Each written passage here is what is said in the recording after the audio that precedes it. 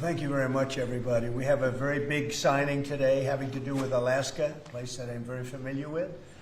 And we're making it greater, bigger, and more powerful, and job producing. It's an economic gold mine, so to speak. And I signed this years ago, and Biden unsigned it for me. This was something that should have been long operating and making billions of dollars for our country and supplying a lot of energy and minerals and everything else that we're talking about. And they undid it and wasted a lot of time and a lot of money and a lot of effort. And now we're starting again, and this time we have plenty of time to get it done, and it's going to be done properly. I'd like to ask your Department of Interior head, who has done a fantastic job, Doug Burgum, to say a few words about it. And we'll go to Chris after you and anybody else that wants to say something. And it's a very powerful deal, very, very big deal from the standpoint of minerals and energy. So thank you all for being here. Doug, please go ahead. Well, thank you, President Trump. Yesterday is a historic day. President Trump, as he promised when he was running in the election to the American people, that he was going to unlock the potential of this country. He was going to unlock America's mineral wealth. He was going to generate returns for American people. And he was going to importantly bolster the critical supply chains around critical minerals for our country. On day one, he signed in a very important executive order unleashing Alaska's extraordinary resource potential. And this is part of the continuation. There's a number of things that have already happened with Alaska that are moving forward. There's more to come, but big milestone today.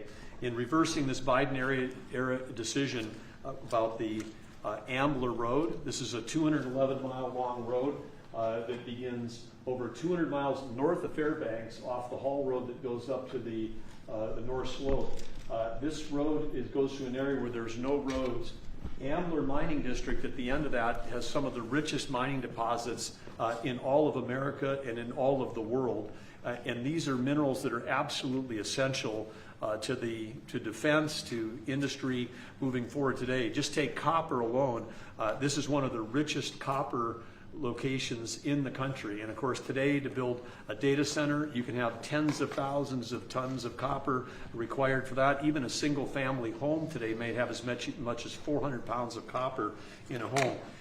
And we have, as a nation, in the past, basically gotten out of the mineral and energy and mining area. President Trump, when he said drill baby drill, he also was mine baby mine. We've got to get back in the mining business. China controls 85 to 100% of all the mining and refining of the top 20 critical minerals. And in this mine area up there, we got copper, lead, zinc, gold, silver, gallium, germanium. So rich in all of the minerals that we need to win the AI arms race against China and to prosper as a country.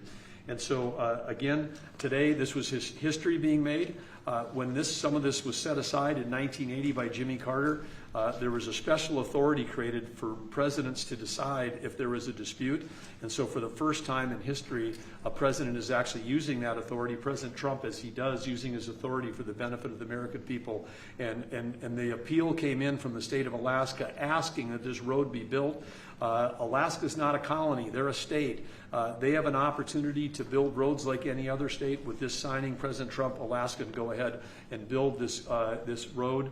It'll be a toll road, not a public road. It's a toll road, so it'll be controlled in terms of traffic. It's a gravel road. It'll be sensitive to the environment. There'll be collaboration with the Native Alaskan corporations in terms of how it's built and how it's used, supporting the Alaskan Native tribes with subsistence hunting regulations on either side of this. But this opens up a wealth of resources.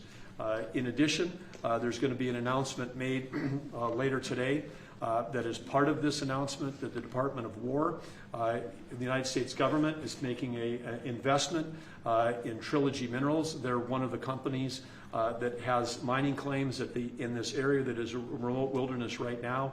And again, making that investment so we can make sure that we're securing these critical mineral supplies and that ownership in that company will benefit the American people. With that, I'll kick it over to Chris Wright.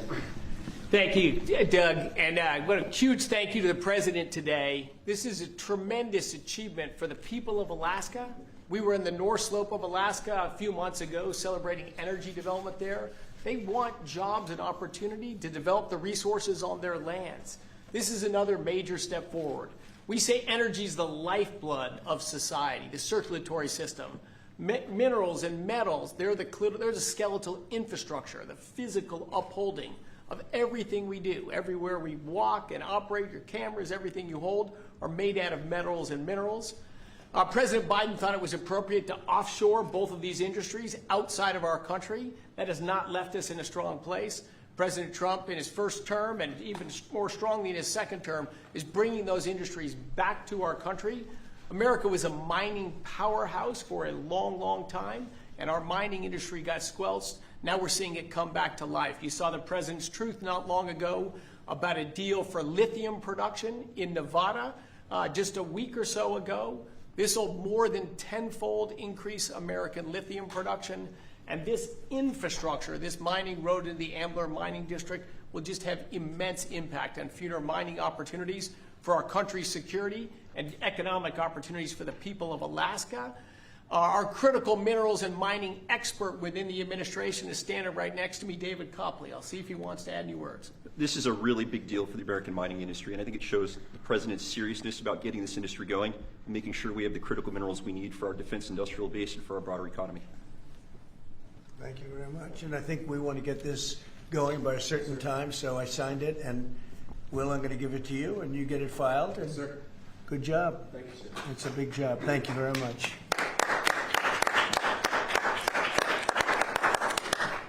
So we created a great deal of wealth for that part of the world and that part of our country by doing this long, very difficult road to build, and we'll be talking about that sometime later. But it's a great deal for our country. It's a great deal for the people of our country and for the taxpayers of our country. And if you have any questions on that, let me know. What do you Steve? expect for the road to be constructed? I mean, how quickly will that get underway? Well, this road, as I said, industrial road, it'll have ownership. It'll likely be split between the state of Alaska, the federal government, and the Native Alaska corporations. We would expect that construction would begin next spring with planning throughout this winter. The 211-mile long road will be a gravel road with a solid design base to handle the weight of the trucks that are going in and out. This is typical design that far north. Because asphalt with a freeze-thaw cycle, very difficult with asphalt or concrete. So gravel, a fantastic gravel road is going to have the least impact on the environment, going to be the best suited purpose. Alaska's done this in the past with the Red Dog mine. They built a toll road that, again, has ownership. The companies that use the road pay to transit that road. So this is an economic model used around the world in mining districts. We'll apply it right here. And again, it's going to generate revenue for the American people and for the citizens of Alaska as opposed to a cost. And also 2 bridges. We're going to build 2 bridges that will be able to complete, and we'll get them up very quickly. And how long to complete? I mean, 211 miles, that's a lot. Yes, we'll get it done in less than a year. It's going to come in three phases. The first road, as President Trump said, will go quickly, which is they call it a pilot road. We'll build a single lane gravel road through the full duration of it. That'll be then expanded to a second phase and then a third phase over time. But again, we want to get that pilot road built because then we can help get materials back to help the mine get started quickly as well. Mr. President, there's negotiations happening with your team in Egypt right now over your proposed peace plan. It was reported by Axios over the weekend that you had called with Prime Minister Netanyahu where you told him to stop being so negative and to take the win when it came to Hamas's response to that. Is that true? And No, it's not true. He's been very positive. He's been very positive on the deal. Everybody is. I think every nation is. We have just about every nation working on this deal and trying to get it done. Something that you could say 3,000 years if you look at it in certain ways, or you could say centuries, but this is a deal that incredibly everyone just came together. They all came together. No, Israel's been great. They've all been good, Caitlin. And in the negotiations, do you have any red lines in terms of Hamas disarming and whatnot? Are there any places you're willing to negotiate? If certain things aren't met, we're not going to do it. But I think we're doing very well, and I think Hamas has been agreeing to things that are very important. Mr. President, on the government shutdown, Mr. President, if the vote today fails in the Senate, will that trigger layoffs? It could, at some point it will, and the Democrats are the ones that started this, and if you think about it, it's about health care to a large extent. It's about, we want great health care for people. We don't want to give the money away to other people that come pouring into our country, and they've already poured it because nobody's coming into our country. Now we have the border totally stopped. In fact, numbers we just announced again, we're at another 0. So we have 0 for 4 months in a row. 0 people coming into our country illegally. That's a pretty good number. I'm not sure even I can believe that, Doug, if you want to know the truth. 0. We went from millions of people to 0, but it's pretty close to that number. And the way you stop them is not to give away, not to announce that you're giving everybody free health care, free this and that. But what that does is it affects the American people, because the American people are unable to get good health care. Obamacare has been a wreck, as you know, and to do that, we have to keep it propped up and do the best you can with it. It's a mess.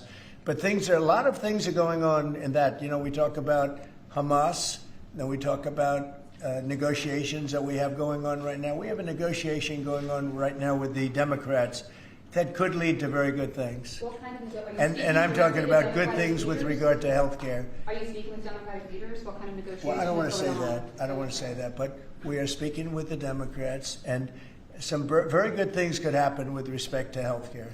Would you make a deal with them on the ACA subsidies? If we made the right deal, I'd make a deal, sure. So you would make a I mean, you have right now subsidies. You have subsidies. That's the problem with Obamacare.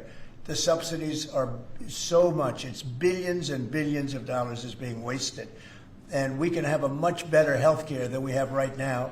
And we're talking to them. I mean, I'm not saying that's going to happen, because this has also been going on, not for 3,000 years, but it's been going on for a long time. But yeah, So we're talking to the Democrats. You would work to make a deal with them on the I'd like to Obamacare see a deal made for subsidies great to health care. reopen- Yeah, to reopen I want to the- see great health. I'm a Republican, but I want to see health care much more so than the So, Democrats. Mr. President, on all of this, as you know, the American people are experiencing a lot of pain with any kind of government shutdown. And while you're dealing with Democrats and, of course, Republicans are standing their ground, what is your message directly to the American people who may encounter some of this pain and despair? How do you give them hope? Well, up till now, there hasn't been a great deal of pain.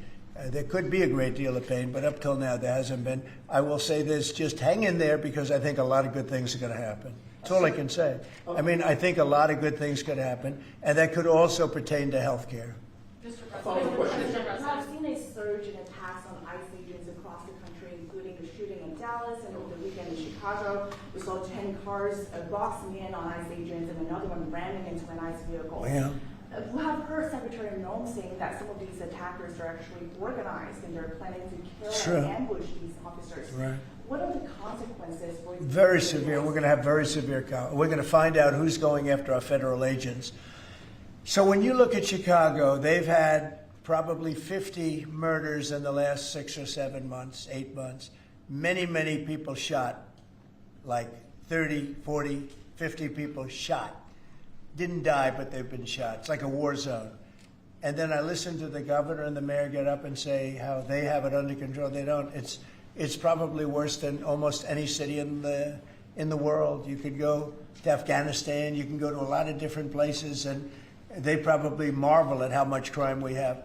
Then you go to Memphis, where we are right now. Now, it's just like in Washington, D.C. right now. You people know better than I do, because you have to live right inside. And so many of the press have come to me. They've said, I can't believe it. It's changed so much. We have a safe city in Washington. Memphis will very soon have a safe city. Chicago can be very, very safe. It's going to be very safe. But Chicago is going to be very safe. And you say, why is it that a governor wouldn't accept free help from regardless? I mean, whether it's National Guard or the military or anybody. I mean, if women raped and beaten and knocked to hell, and the same with men where they're being shot all over the place in large numbers. I mean, we had a week in Chicago where 11 people were murdered and 38 people were shot. And then we have a governor get up and say, oh, it's safe, we can handle it. He can't handle it. He's an incompetent guy. That's why they threw him out of the family business. They threw him out. I knew the family business very well. And they threw him out. And now he's a governor. And he should say, we'd love to have a safer place.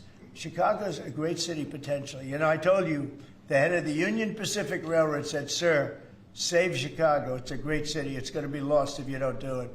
We have no choice but to do this. And when judges give us rulings that, you know, you don't have to do it, Portland is on fire. Portland's been on fire for years, and not so much saving it. We have to save something else, because I think that's all insurrection. I really think that's really criminal insurrection. So I appreciate the question. These are unsafe places. We're going to make them safe. So you see what's going on in Memphis. Not pretty, but you know what? We're doing a pretty job, because it's going to be a very safe place in a little while. And the people of Memphis are so happy that we're there. And the people of Chicago. So you have black women with MAGA hats on in Chicago, all over the place. They want the guard to come in, or they don't care who comes in. They just want to be safe. And they really don't care. You know, there was one woman, and she was great today. She said, "You know what? I don't care if it's the National Guard, the Army, the Marines, the Air Force. I don't care who comes in, as long as we're safe." And that's the way most of the public feels. We're going to make Chicago really great again, and we're going to stop this crime. Then we're going to go to another one, and we're going to go city by city. We're going to have safe cities. And it was so great that we started with our nation's capital, one of the worst. I mean, so many people, every week somebody was killed. They'd come from Iowa, they'd come from Indiana, they want to see the Jefferson Memorial, the Lincoln Memorial. They want to see something, and they'd get shot. And you'd call their parents, "I'm sorry, but your son is dead." And they go, "What do you mean he's dead?"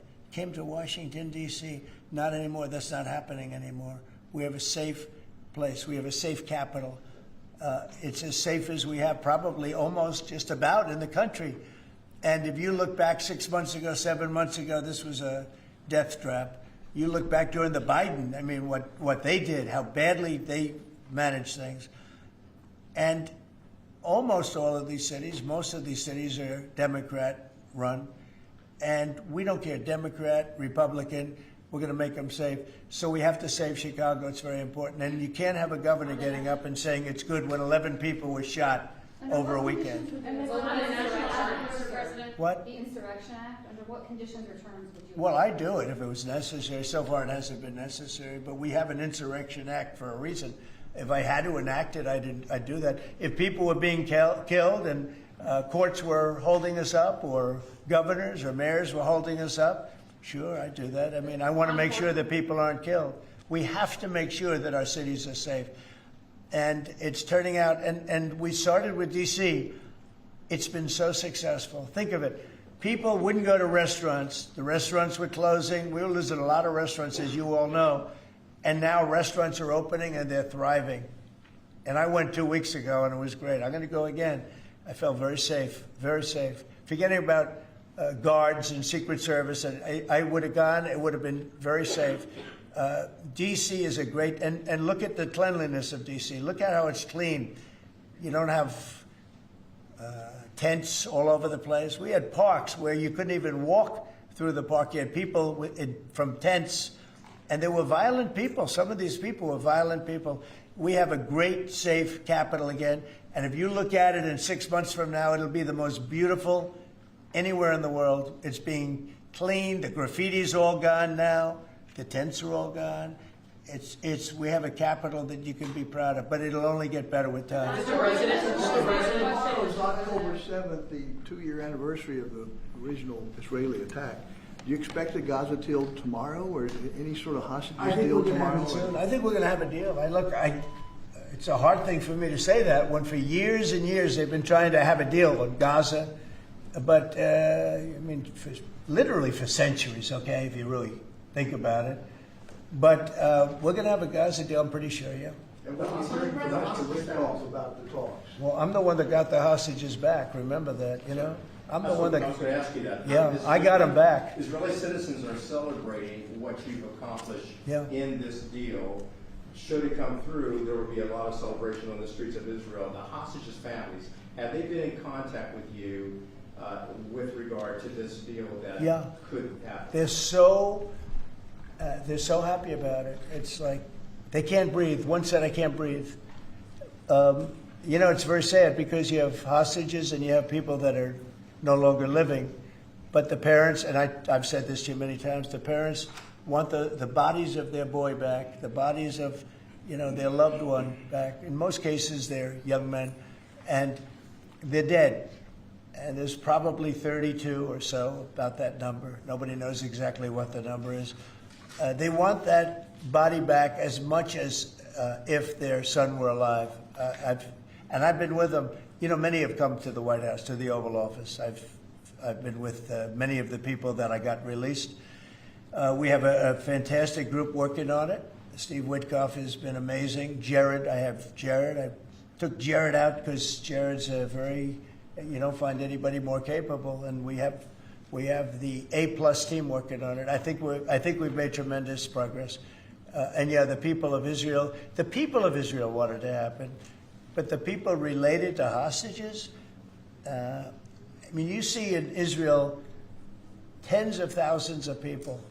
They really want the hostages back, and they really want things to end. And I think Hamas now has been, all I can say is they've been fine. They've been fine. I hope it's going to continue that way. I think it will. I really think we're going to have a deal. We have a really good chance of making a deal, and it'll be a lasting deal. We want to have peace. This is beyond Gaza. Gaza's a big deal, but this is really peace in the Middle East. And the amazing thing is we have every Arab country, every Muslim country. We have every country surrounding. They all want. I spoke with President Erdogan of Turkey. He's fantastic. He's been pushing very hard. He's a very powerful guy, and he's been pushing very, very hard to get this deal done. And Hamas has a lot of respect for him. They have a lot of respect for Qatar. They have a lot of respect for UAE and Saudi Arabia. We have everybody is on our side to get this deal done. There's never been anything like it. Nobody's ever seen it. There's always been like 80% of them don't want something done. I think virtually we even had a very strong signal, as you know, from Iran. They'd like to see this done. Mr. Yes. Mr. President, Governor Abbott offered up the Texas National Guard to you. Have you had any other conversations with other red state governors? They're willing to offer. Every one of them is willing to offer whatever we need. We thank Governor Abbott of Texas. Every one of the red state, as you call them, red state governors is willing to give whatever we need because they want our agents protected. You know, these ICE agents have a tough job. They have to go in and get, in many cases, stone cold criminals, hardened criminals, long-time criminals. And every, essentially, Republican governor has offered up whatever we need. And some Democratic governors also. Daniel? Yeah, Mr. President, thank you. A quick question on the subject of the order. The Biden administration, previously speaking, they shut down Alaska for business. You reversed that, reversed it on day one. You opened it up, going after all the critical minerals. This mission of yours, Secretary Burgum, Secretary White, to boost our own independent production of critical minerals, rare earths. Can you just talk about how important that is over the next 4 years, sir? Well, it's very necessary. You know, in the past, we were able to go to other countries, buy whatever we want, but all of a sudden, if those countries are hostile, and by the way, China hasn't been. We've made deals with China. You know, they approved the TikTok deal. Everyone said you'd never get the TikTok deal approved. They approved it, and we have great people buying it. Big, strong American companies are buying it, the most prestigious companies there are, actually, and they're going to make sure everything's good. But President Xi was great. He approved it. So I'm not saying hostile, but it's good to have our own minerals. And, you know, we created tremendous value by creating a road. We build a road that only we can do because we have the rights to do it, number one, and we have the power to do it. And so we build a road that's over 200 miles long through a very beautiful area of the world. Actually, it's incredible. When you look at it, it's incredible. But a rough area from the standpoint of building. So we get a road done. And with that, we unleash billions and billions of dollars of wealth. It's pretty amazing when you think of it. And it's wealth that we need if we're going to be the #1 country. You know, we're #1 now with AI. You probably read. We're beating everybody with AI at levels that nobody ever thought even possible. And one of the reasons we are is because of energy. So our grid is old and tired, like most grids are. They get old with time. I mean, you know, the older you are, the older the grid gets, right? but I've allowed the people building AI or other plants, other types of plants, but AI in particular because they need so much electricity. I've allowed them to build their own power.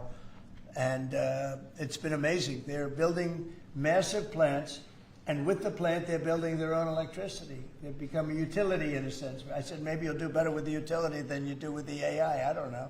But we're letting them build their own electricity. So we don't have to worry about the grid. We don't have to worry about anything. And they're going to build it in such a way that if they have excess capacity, they're going to put it back into the grid. It's pretty amazing. So when they build, we're giving them permits to build their own electric power plants, and it's incredible when you see what they're doing. And because of that and other things that we're doing, we're leading every country. Nobody's even close to us with AI. And AI seems to be the big thing. I don't know. I can't tell you that. There are a lot of people building, and a lot of people have high stock prices because of AI. So a lot of people think it's great stuff. And I think it's great stuff. I look at it, it's amazing what it can do.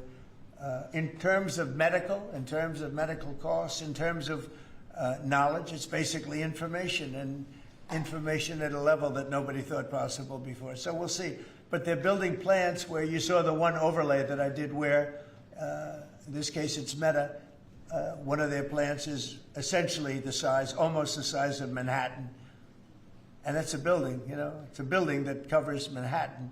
So it's big stuff. And nobody's even close to us. We're leading AI by so much. Mr. President, Yeah, go ahead, please. Since the start of your administration, we've seen a lot more Americans wanting to join ICE. And as we're seeing more attacks on them right now, what's your message to rank and file ICE agents who are trying to do their jobs but are facing 1,000% increase in attacks? I love your questions, you know. I like you. So who are you with? I'm with NTV. Very I was good. the one who got mugged. You were the one, that's what I thought. You got mugged. You're not getting mugged anymore. Not anymore. She was really, you're lucky to be with us with that deal that happened. I know all about that. Not anymore, though. You feel a different world out there, right? Totally. You're safe with the baby nowadays. Oh, good. Well, you're safe now.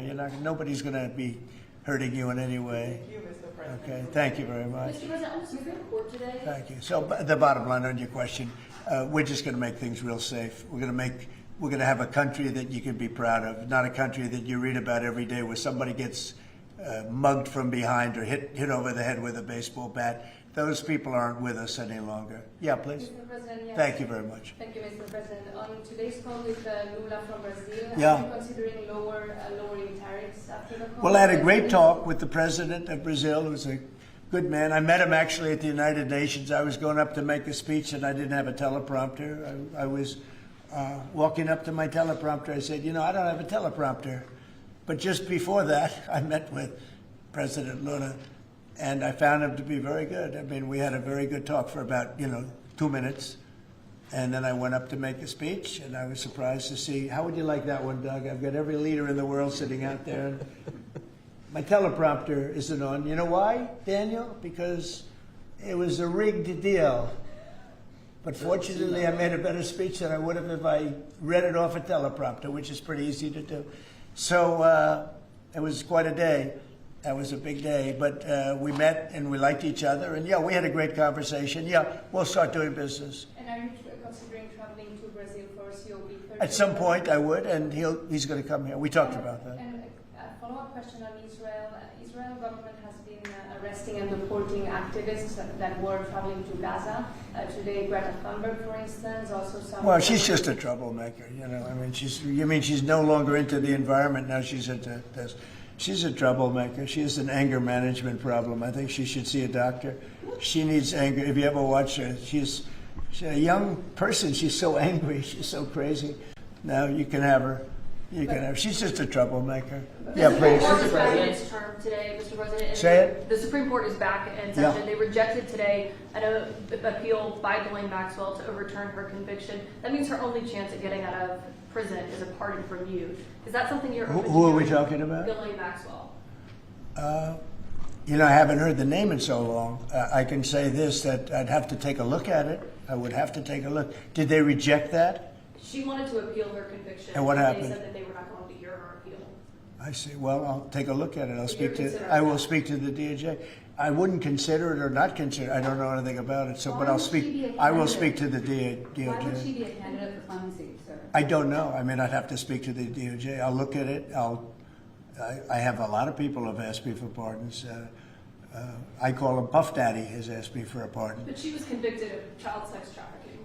Yeah, I mean, I'm going to have to take a look at it. I'd have to ask DOJ. I didn't know they rejected it. I didn't know she was even asking for it, frankly. Steve? Have you made a decision on whether to supply Tomahawk missiles to Ukraine or sell them to NATO and let them sell them to Ukraine? Yeah, I've sort of made a decision, pretty much. share it You know, with us, if you consider, yeah, I think I want to find out what they're doing with them. Yes. You know, where are they sending them? I guess I'd have to ask that question. That war should never have started, would have never started. Such bad judgment was used there. I think on both sides, by the way. But nobody looks good with the war with Russia and Ukraine. Nobody. It's been a horrible. This week they lost over 7,000 soldiers between the two of them. And those This missiles, is every week they're losing 7,000, 8,000, 5,000. they have a range of like 1,500 miles or something, and so they'd be able to. No, I know. No, I would ask some questions. I want to see what's. I'm not looking to see escalation. Yes. And tomorrow you're meeting with the Canadian Prime Minister. What's on the agenda for that? Well, I guess he's going to ask about tariffs because a lot of companies from Canada are moving into the United States. You know, everybody's moving back into the U.S. and he's probably going to be asking about tariffs.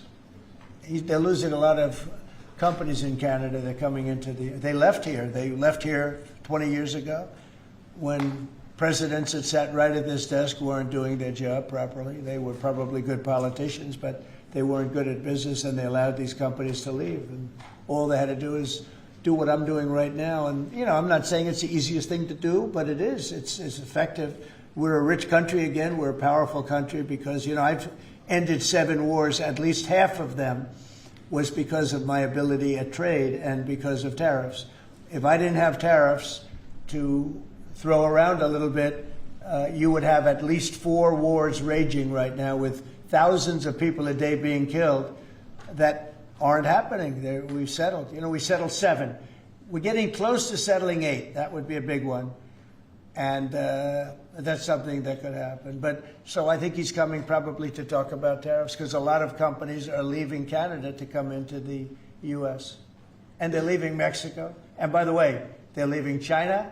They're leaving all over the world to come into the U.S. And would you Nobody's actually seen anything like it. Would you shift your position on tariffs in response to whatever? Well, I mean, look, my positions turned out to, everybody said I'm right. They find billions of dollars that they didn't even know they had. Recently, they said they found billions of dollars and they couldn't understand. I said, check the tariff shelf. And they come in the next hour and they said, sir, you're right. It was from the tariffs. We're a rich, really rich country again. But more importantly, maybe influence. If I didn't have the power of tariffs, you would have at least 4 of the 7 wars raging. I use tariffs to stop wars. If you look at India and Pakistan, they were ready to go at it. 7 planes we shot down. They were ready to go at it. And then nuclear powers. And I don't want to say exactly what I said, but what I said was very effective. They stopped. And that was based on tariffs. It was based on trade. Tariffs are very important for the United States. We are a peacekeeper because of tariffs. Not only do we make, you know, hundreds of billions of dollars, but we're a peacekeeper because of tariffs. Mr. President. On the shutdown, Mr. President, the shutdown that occurred during your first term lasted 35 days. Yeah. How long do you expect this shutdown to go? Well, you don't know. Look, I can say this, that it would have not happened except for the Democrats. The Democrats are very foolish. They've lost their way. And we have a new thing now when you look at, it's called crime. It's called absolute, as Biden would say, well, I won't say what he would have said. Remember when he said, it's a 3-letter word, no. Remember that one? Everybody saying, what was that all about? He probably meant exclamation point or something after the word. But this is a 5-letter word, crime, C-R-I-M-E. And we want to put it out and are putting it out, and they don't. They don't seem to care about it, but they do care. I believe that Pritzker and this mayor of Chicago that like to say about we have it, they don't have it under control. Not only is it not under control, it's the opposite. And I believe they're afraid, they're scared for their lives. I believe that the Portland people are scared. You look at what's happened with Portland over the years, it's a burning hellhole. And then you have a judge that lost her way, that tries to pretend that like there's no problem. Actually, she's not even saying that. There's a huge problem in Portland. I'll tell you what the problem is, crime. Okay, crime. There's a huge problem in Chicago. It's called crime. And we want to put out the crime, and they want to inflame the crime. And why they want to, I don't know. But it could be that Pritzker is scared for his life. Yeah. You appointed that judge on the UN. Do you have an update on the investigation into what happened to you after you went last month? And also, what's your message to Americans who are concerned about your and your family's safety as you're very out in public attending? Yeah, I am out there. There's no question about it. Well, at the UN, we had a problem with the teleprompter. We had another problem that nobody has actually talked about. The people in the room didn't hear my speech. Did you know that? The people in the room, they didn't have any loudspeakers, and they didn't hear my speech. And I thought I made a really good speech. I mean, considering I didn't have the use of a teleprompter, which is unusual. But I made a speech. I could have walked off the stage. I guess most people, Doug, I think most people would have just said, we'll see you in about a half an hour, right? But, you know, they obviously turned off the I think they turned off the teleprompter, but there was a reason that it didn't work. I actually know the reason. They didn't let the teleprompter person into the room, okay, which is essentially the same thing. So I made a speech. It turned out to be a very good speech, got good reviews. I went out to the audience after the speech. I saw my wife. I said, how good was that speech? Was that unbelievable or what? She said, I didn't hear a word you said. I said, what do you mean? She was sitting in the front. I said, what do you mean? She said, you couldn't hear anything that you said. The speakers were turned off. So I think that's pretty bad stuff, right? You know, especially since we support most of the United Nations. And yet I still want to keep it in New York, because I think the United Nations has tremendous potential. If properly run, the United States has tremendous potential. But think of this. I settled 7 wars. I never spoke to the United Nations about it, not one of them. You look at, and those were wars that were raging a long time, and in many cases. And I settled 7. I never heard from the United. They didn't help me. They should be able to settle the wars. I shouldn't have to be settling the wars. Yeah, please. I think last week you signed the security guarantees for Qatar. Yeah. Do you see any role for the Senate in that? Do they have to vote on that, or do you think? Well, I wouldn't mind if they did. If they want to, they'd let me know. Nobody said that, but you know, Qatar has been very, very helpful to us in this process, and I think you'll find that. I think maybe the most influential, very influential, very strong. With Hamas, they're very strong. And Turkey's likewise been helpful. I mean, honestly, UAE, Saudi Arabia, everybody's been helpful. I just spoke today with the King of Jordan, and he's been terrific too. I can't think of any country that's been negative about this. This is why it should happen. I mean, everybody wants it to happen. And usually when everybody, including, I think, Hamas, and when they want it to happen, it's going to happen. James Comey is being arraigned on Wednesday, obviously after his indictment. Are you worried that your own statements calling for his prosecution could help him actually in his defense of this case? No, I think he's a crooked guy. He's a dirty cop. Comey, I think he's a dirty cop. He's recognized by many people to be a dirty cop and dishonest guy. So all I have to do is, I mean, I have nothing to do with the case. I just say, but you good called luck. him body to prosecute him and oppose No, I don't call anybody. You know what? I'm allowed to do that if I wanted to do that. But Comey's a crooked guy. He has been for years. And he got caught. Look, he lied. This is just a simple case. He totally lied.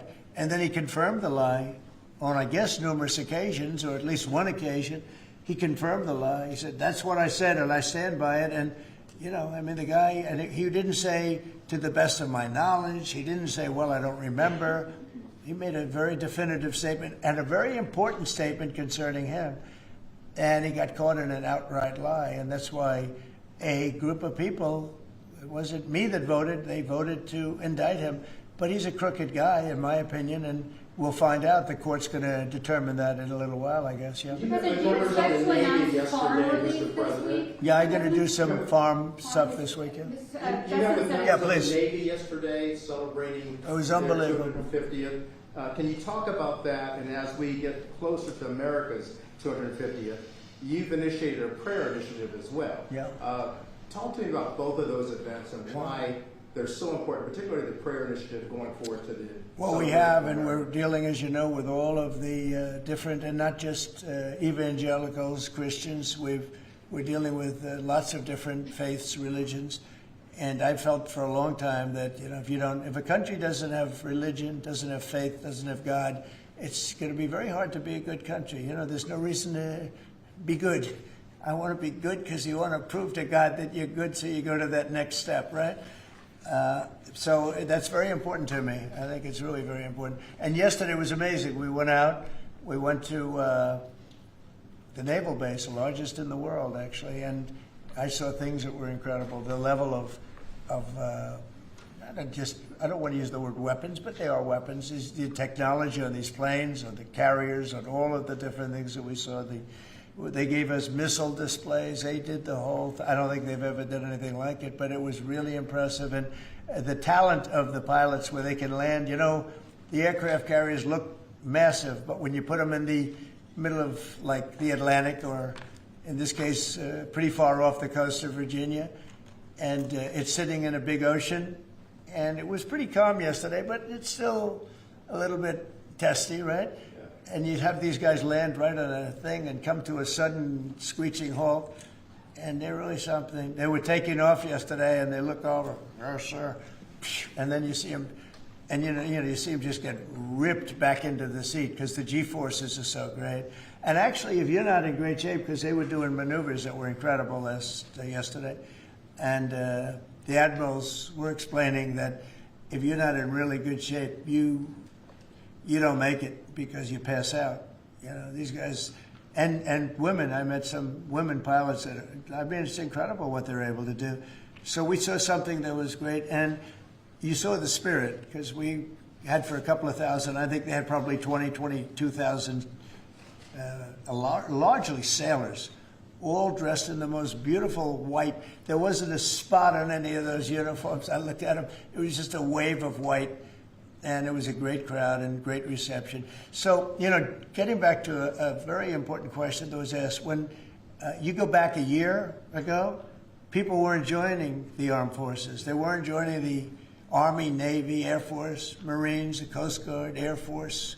If you look at, any of them, they weren't joining, Space Force. And now we're setting records, recruitment. And that goes for the police and fire. Now they want to be policemen, they want to be firemen. And firemen, people don't mention them, they're incredible. I know so many of them, they're brave as hell. I wouldn't want to do it, tell you. But they weren't able to recruit. The police weren't able to recruit. And the military wasn't able to recruit. We were really off. And I got elected, and it really started on November 5th. I got elected, and somehow the country developed a spirit. Financially, yes, but also with the military. And now we have record levels of people wanting to be in. Every force is filled. We have waiting lists to get into the Marines, to the Army, to the Navy, to the Air Force. We have Coast Guard. We have waiting lists to get in. It's amazing, actually, what's happened. We have a country it was a dead country. And I say it all the time. We had a dead country 1 year ago. Now we have the hottest country anywhere in the world. And it's nice to see you. I've watched you for years on television, so it's nice to meet you. Thank you very much, everybody. Thank you, press. Thank you, press. Let's go. Thanks, guys. Thank you, guys.